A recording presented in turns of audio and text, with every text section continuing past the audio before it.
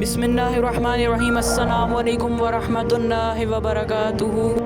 Viewers, मैं हूँ doctor Mohammad Ahmad Usman और मैं इस वक्त जिनानी पार्क लाहौर में मौजूद हूँ। आप मेरे सामने कुछ परिंदे उड़ते हुए देख सकते हैं। इनको कबूतर या जंगली कबूतर कहा जाता है। इनका जो कॉमन या इंग्लिश नेम है वो रॉक पिजन या इंडियन रॉक पिजन है। तो अगर हम इसके जूलॉजिकल नेम की या जूलॉजिकल नाम की बात करें यह है, तो आप देख सकते हैं ये सारे यहाँ पे उड़े हैं। तो आपको इसका एक छोटा सा तारुफ अगर हम दें कि अल्लाह ताला ने इसको किस मकसद के लिए पैदा फरमाया था और हमने इसके साथ क्या किया है। व्यूअर्स, ये सामने आप बैठा हुआ इनको देख सकते हैं। तो व्यूअर्स इस ये परिंदे का जैसा कि नाम है इंडियन रॉक पिजन, तो जो चट्टानें होती हैं ये उनके साथ साथ पाया जाता है।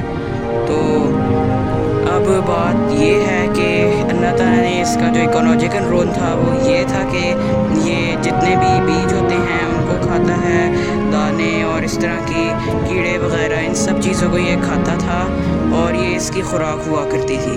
तो इन पे ये डिपेंडेंट था। इनको ये इन्वायरमेंट को इस तरह ये क्लीन रखता था। तो जब ये वॉश अपना खारिज करता है, एक्सट्रैक्ट करता है, इसकी जो ड्रॉपिंग्स होती हैं या सान लफ्ज़ में इसका जो वॉशरूम होता है वो जब ये बिट्ठें जो इसकी हैं वो जब ये करता है तो उनके साथ कभी कभी जब बीज वगैरह आते हैं जब ये खाता है तो वो भी इन्वायरमेंट में इधर उधर फैलते हैं। तो ये इस तरह बीजों का ट्रांसपोर्टेशन होती है मुख्तलिफ़ जगहों पे। लेकिन हमने क्या किया, इनको क्योंकि इस नाम में ये एक मुक़द्दस परिंदा है तो लोगों ने इसको हर रोज़ टनों के हिसाब से बाजरा दाने डाल के रास्तों पे, दरबारों पे, बिल्डिंग्स पे, छतों पे डाल के मुस्तकिल सैकड़ों लोगों ने इस तरह किया, जिसकी वजह से ये अब पूरी तरह कहने टेम हो चुका है, इंसानों पे डिपेंडेड हो गया है। ये परिंदा अब एक पैरासाइट बन गया है। अब ये अपने इकोलॉजिकल रोल जो था इसका उससे ये हट चुका है। अब ये इंसानों पे पूरी तरह डिपेंडेंट हो चुका है। अब जब वहीं से ये अब दाना खाता है तो उसको हमने इतना फैसिलिटेट कर दिया कि अब इसकी पॉपुलेशन हद से ज़्यादा बढ़ चुकी है।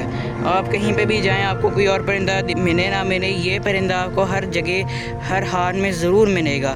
अब जो इसके साथ वन इकोलॉजिकल रोल के दूसरे जो कुछ परिंदे थे अब उनकी पॉपुलेशन जो इसकी वजह से थ्रेटेड है, क्योंकि उनको थ्राइव कर वो अपनी पॉपुलेशन को नहीं थ्राइव कर पा रहे, उनका हम शिकार इतने ज़ोरों शोर से कर रहे हैं। तो अब उनकी पॉपुलेशन को बहुत ज़्यादा ख़तरा है।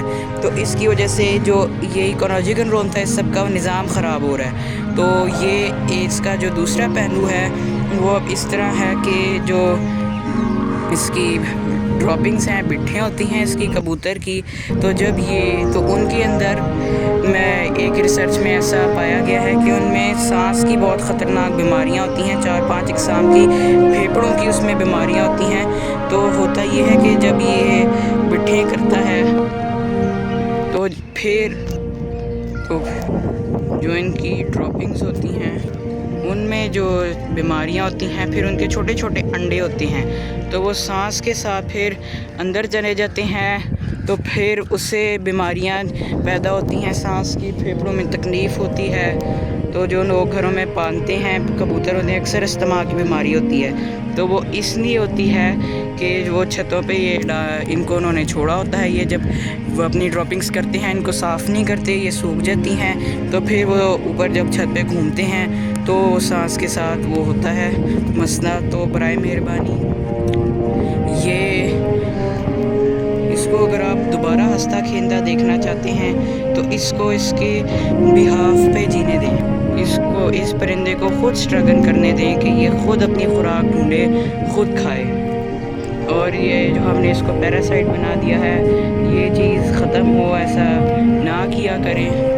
तो इस परिंदे को आपने इसे ख़ुद स्ट्रगल करने देना है, अपना इकोलॉजिकल रोल ख़ुद निभाए, इसको इतना फैसिलिटेट ना करें कि ये पूरी तरह इंसानों पे डिपेंडेड हो जाए। और जो लोग इनको घरों में पालते हैं, इनकी बाजियाँ लगवाते हैं, वो भी ज़रा ध्यान करें कि इनकी जो ड्रॉपिंग्स हैं उनको वो जब ये करें तो फ़ौरन से साफ़ कर लिया करें। वरना फिर ताकि आप अस्थमा की बीमारी का शिकार ना हो, क्योंकि इसकी पॉपुलेशन इतनी ज़्यादा बढ़ चुकी है, तो उसकी वजह से इस तरह की सांस की बीमारियां भी बढ़ रही हैं। तो इसकी पॉपुलेशन को कंट्रोल में लाना है, इसको नेचुरली अपनी ज़िंदगी गुजारने दें, इसकी ज़िंदगी में दखल ना दें, इसको इतना फैसिलिटेट ना करें कि ये इंसानों पे पूरी तरह डिपेंडेंट हो जाएं। तो मुझे इजाज़त दें, अपना ख्याल रखें। अल्लाह हाफ़िज़। अस्सलामु अलैकुम व रहमतुल्लाहि व बरकातुहू।